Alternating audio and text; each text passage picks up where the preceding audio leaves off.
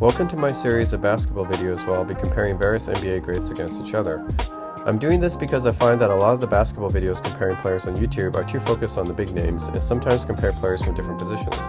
Lots of people compare Jordan to LeBron and Kobe to Duncan, for example, due to their similar levels of achievements, but since those players play different positions and have different styles of play, it's not an interesting comparison. In this series, I want to do comparisons between not just more well-known players, but players from days past, in the 1960s, 1970s, 1980s, and the ABA as well, that most modern fans probably do not have too much knowledge about. Also, as much as possible, I want to compare players that play similar positions and/or similar play styles. To me, that's a more interesting and fruitful comparison. I'll be using 8 different metrics to judge each player. Scoring. This category will be defined by each player's career points per game, peak points per game, both regular season and playoffs, and number of scoring titles. Rebounding. This category will be defined by each player's career rebounds per game, peak rebounds per game, both regular season and playoffs, and number of rebounding titles. Passing. This category will be defined by each player's career assists per game, peak assists per game, both in regular season and playoffs, and number of assist titles. Efficiency advanced metrics. This category will be defined by each player's career true shooting percentage, PER, and win shares per 48. Reason I use true shooting percentage is because it's more fair to guards. Defense. This category will be defined by each player's all defensive selections, defensive win shares, and defensive player of the year awards.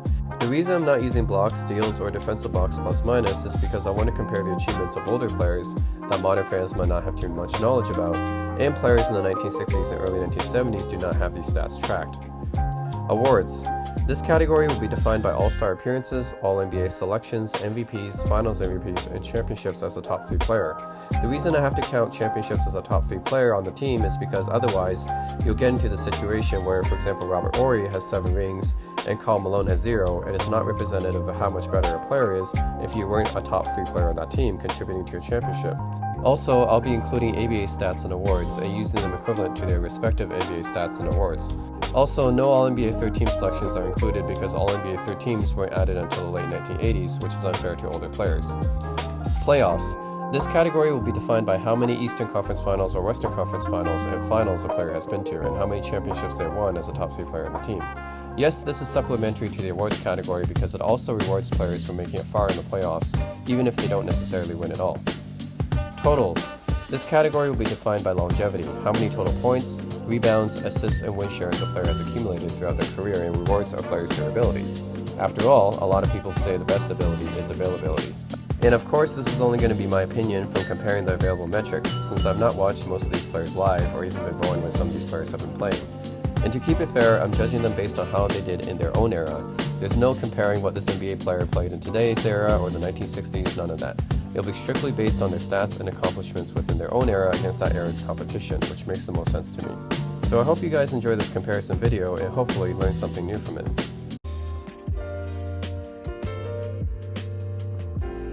In the 44th episode of this series, we take a look at 2 small forwards who made a huge impact on their teams on both ends of the court despite not being the main stars for their teams.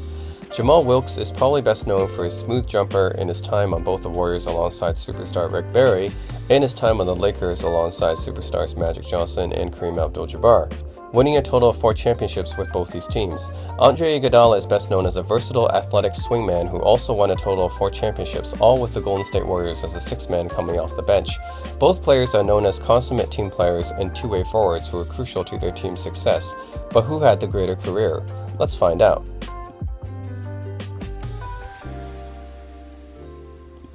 In the scoring category, it's interesting because although Wilkes had consistently higher scoring numbers on paper, we have to take into consideration that Iggy spent half his career coming off the bench as well.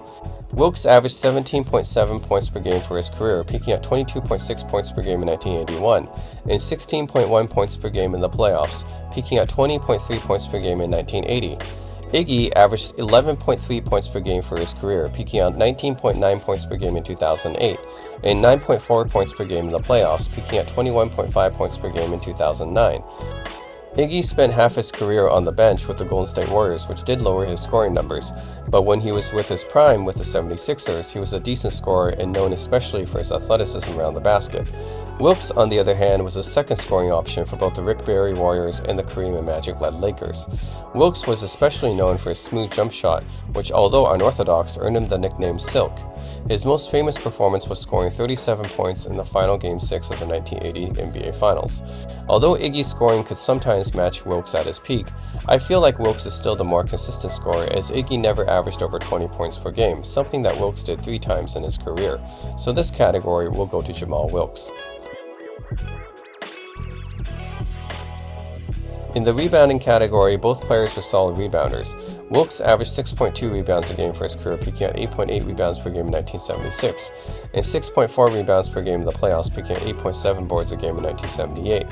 Iggy averaged 4.9 rebounds per game for his career, peaking at 6.5 rebounds a game in 2010, and 4.4 rebounds per game in the playoffs, peaking at 8 rebounds per game in 2013. Although Iggy was more athletic than Wilkes was generally a bit better at grabbing the boards due to playing a bit closer to the basket and having very good positioning skills, so this category will go to Wilkes.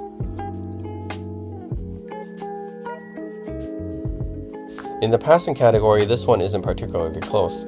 Wilkes averaged 2.5 assists per game for his career, peaking at 3.6 a game in 1978, and 2.2 assists per game in the playoffs, peaking at 3.4 assists per game in 1983. Iggy averaged 4.2 assists per game for his career, peaking at 6.3 assists per game in 2011, and 3.5 assists per game in the playoffs, peaking at 6.8 assists per game in 2011. Wilkes wasn't known for his playmaking, but Iggy was a versatile playmaker and had the ability to pass like a guard could.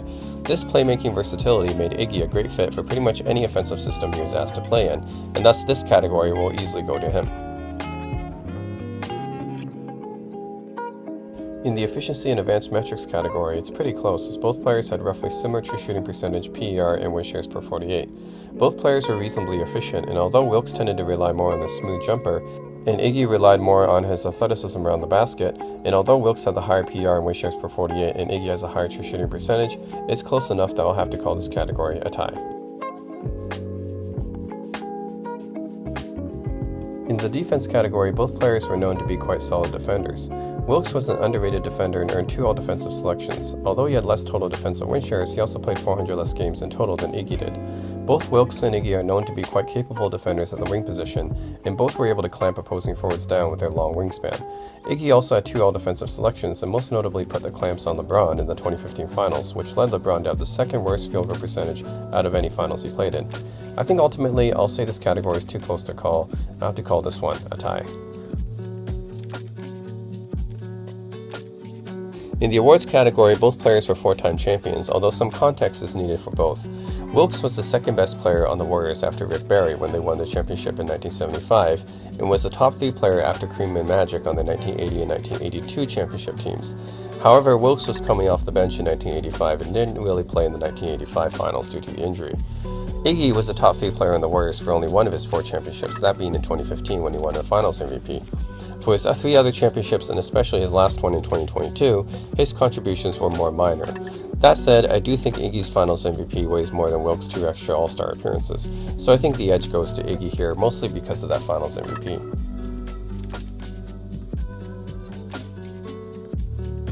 In the playoffs category, both players had considerable playoff success. Wilkes went to an extra Western Conference Finals and Iggy went to an extra Finals, but overall I think both players have had similar levels of playoff success. Both of these guys experienced consistent winning with their teams, and so this category will have to be a tie. In the longevity category, they both have a roughly similar amount of points, but Iggy played for 400 more games than Wilkes did and thus has more total rebounds, assists, and win shares. Thus this category will have to go to him.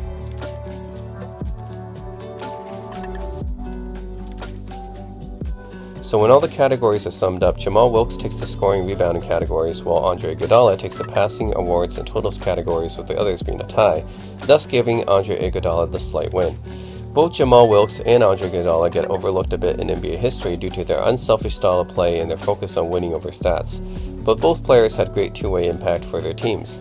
Wilkes is best known for his unorthodox yet effective jumper and his role on both the Wick-Barry Warriors squad and the early Showtime Lakers with Kareem and Magic before his role got taken over by James Worthy, who was a more flashy player than him.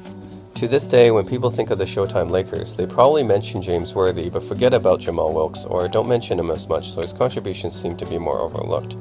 Iggy is known for his versatility, an athletic do-it-all player being both the main star of the Philadelphia 76ers and a sixth man coming off the bench for the Courier Warriors dynasty. His experience in all-around offensive and defensive play was crucial for the Warriors, especially for their first championship round in 2015. It's also notable that Iggy went to 6 finals in a row from 2015 to 2020, reaching a finals with Jimmy Butler's Miami Heat as well. I hope you guys enjoyed this comparison. Hope you guys learned something new. Thanks for watching. Be sure to like and subscribe and stay tuned for the next comparison video.